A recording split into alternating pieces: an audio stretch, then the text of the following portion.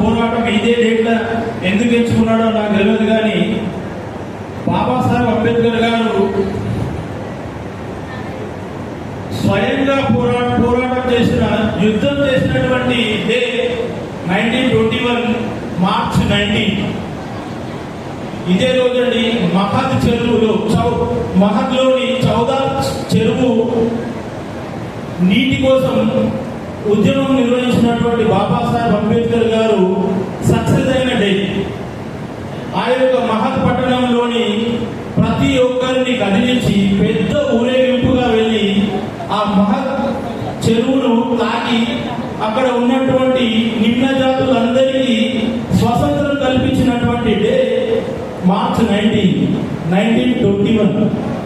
1920 ఈ 2 రోజులు పెద్ద సభలు జరిపి పెద్ద సభలు చేసి ఆయన ఆశయం ఏంటి, ప్రతి ఊళ్ళో ఉన్నటువంటి చెరువులో నీళ్లు అందరూ తాగాలి, నిమ్న జాతులు అగ్రకులాలు ఒకే చెరువు నీళ్లు తాగాలి, అందరికి కూడా ఆలయ ప్రవేశాలు కల్పించాలి, నిమ్న జాతస్తులు కూడా ఆలయ ప్రవేశాల్లోకి వెళ్ళాలి అన్న 2 కాన్సెప్ట్స్ బాబాసాహెబ్ అంబేద్కర్ గారికి ఉండేవి.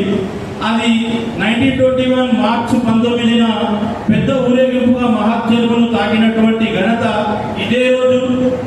ఈ రోజును ఈ యొక్క మాలల ఆత్మగౌరవ సభగా పెట్టినటువంటి రవణ గారు మంచి డే చూస్ చేసుకున్నారన్న. మీ యొక్క పోరాటం కూడా బాబాసాహెబ్ అంబేద్కర్ గారి పోరాటం, నీటి కొరకు పోరాటం, ఉద్యమం ఏ విధంగా ఈ రోజు సక్సెస్ అయ్యారో మార్చి 19, అదే విధంగా మాలల కొరకు అహర్నిశలు పాటుపడుతున్నటువంటి మన తాళ్ళపల్లి రవణ గారి నాయకత్వం కూడా వర్ధిల్లుతుంది తప్పకుండా. మరియు అక్కడే ఉన్నటువంటి ఇదే 1920 డేస్లలో ఈ డేట్లలో వీరేశ్వర ఆలయం ప్రవేశం కూడా పెద్ద ఎత్తున ఊరేగింపుగా వెళ్ళి ఆలయ ప్రవేశం కూడా చేశారు బాబాసాహెబ్ అంబేద్కర్ గారు. ఈ 2 కోరికలు నెరవేర్చినటువంటి డే ఈ 19th మార్చ్ అండి. బాబాసాహెబ్ అంబేద్కర్ గారు మనకు ఈ రోజు సొసైటీలో గౌరవంగా బతకడానికి అహర్నిశలు కృషి చేసిండ్రు.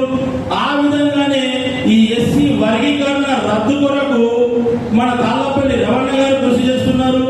ఈ సుప్రీంకోర్టు గతంలో చంద్రబాబు నాయుడు గారు ఉమ్మడి ఆంధ్రప్రదేశ్ ఉన్నప్పుడు ఏబిసిడి వర్గీకరణ చేస్తే ఇదే సుప్రీంకోర్టు రాష్ట్రాలకు ఎలాంటి అనుమతి లేదు, ఇది ఏబిసిడి వర్గీకరణ చెల్లదు అని తీర్పిచ్చింది. మళ్ళీ ఈరోజు దొడ్డిదారిన కేంద్ర ప్రభుత్వానికి లోబడి వర్గీకరణ రాష్ట్రాలు చేసుకోవచ్చు అని తీర్పిచ్చింది. ఇది సిగ్గుచేటు. భారతదేశంలోనే అత్యున్నతమైనటువంటి స్థానంలో ఉండాల్సిన సుప్రీంకోర్టు కూడా ప్రభుత్వాలకు లోబడి పనిచేయాల్సిన పరిస్థితి ఏదైతుందంటే, ఎలాంటి విలువలు రాజ్యాంగబద్ధంగా లేని ఈ యొక్క వర్గీకరణ, మేము వర్గీకరణకు వ్యతిరేకం కాదు, మాదిగలు కూడా మా సోదరులే, మేమేమంటున్నాము, పార్లమెంట్ లో చట్టం చేయండి, 2/3 మెజారిటీతో చట్టం చేసి రాజ్యాంగబద్ధంగా మీ హక్కు మీరు పొందండి అంటున్నాము.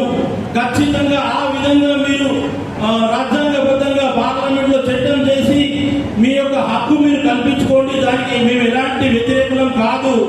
మొన్న కేంద్ర ప్రభుత్వం సిఏ తీసుకొచ్చింది, మరియు రైతు చట్టాలు తీసుకొచ్చింది. ఈ 2 చట్టాలు కూడా ఈ రోజు నిర్వీర్యమయ్యాయి. ఎందుకని అంటే పోరాటం చేస్తేనే 2 చట్టాలు, సిఏ వెనుకబడిపోయింది, మరియు రైతు చట్టాలు కూడా వెనుకబడ్డాయి. కేంద్ర ప్రభుత్వం తలపెట్టినటువంటి ఈ 2 చట్టాలు కూడా నిర్వీర్యమైనవి అంటే పోరాటమే. మనం కూడా ఈ యొక్క ఎస్సీ వర్గీకరణను వాపస్ పంపేంత వరకు పోరాడదాం. మనం తప్పకుండా ఈ వర్గీకరణకు వ్యతిరేక